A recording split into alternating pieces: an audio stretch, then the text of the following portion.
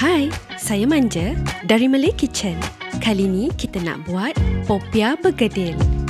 Dengan kata lain, pogedil memang sedap sangat. Kita makan panas-panas, cicah dengan sambal kicap. Jom masuk dapur.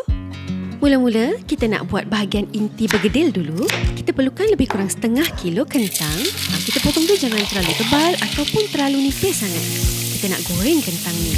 Okey, bila dah nampak kentang ni sedikit garing, boleh tutup api dan angkat. Kita ketepikan sekejap. Sekarang ni kita nak tumbuk 3 ulas bawang putih. Kita akan tumbuk lumat. Okey, kemudian kita akan potong dadu 1 biji bawang besar.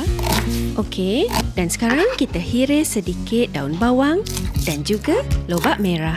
Dalam kuali, kita masukkan bawang putih, kemudian masukkan juga bawang besar. Bila dah nampak garing dan wangi, sekarang kita boleh masukkan isi ayam.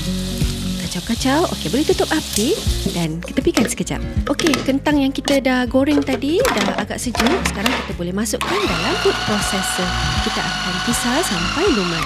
Kentang yang dah lumat tadi kita masukkan dalam bekas bersama dengan isi ayam yang kita dah tumis tadi, daun bawang dan juga lobak merah. Masukkan juga garam secukupnya. Okey, sekarang kita gaul sebati dan rata. Okey, nampak sebati dah kita punya adunan bergedil ni.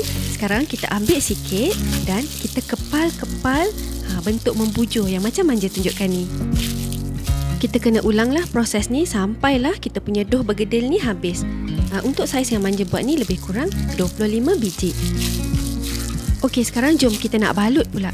Kita perlukan kulit popia yang bersaiz besar tu, kita bahagikan 2 bahagian yang sama. Ambil salah satu bahagian tu, kemudian kita akan lipat 2. Macam Manja tunjukkan ni, kat tengah-tengah bahagian selisih tu, kita tindihkan sedikit. Dan kemudian boleh ambil bergedil dan letakkan dekat bahagian pangkal ni. Kemudian kita akan lipat dan gulung dengan kemas. Okey, sebelum nak sampai hujung tu, kita kena letak gam. Gam tu apa? Kita bancuhkan sedikit tepung gandum dan juga air.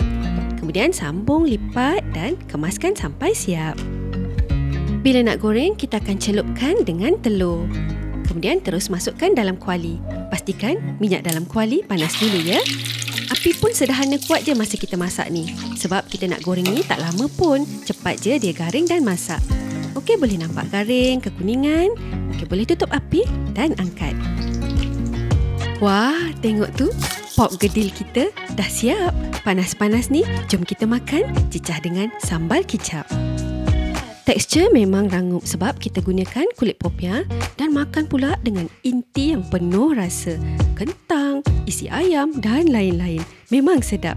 Jadi korang kena save dan share video ni supaya boleh buat nanti. Okeylah, sekian dulu untuk kali ni. Like, komen dan share Malay Kitchen. Jumpa lagi. Bye.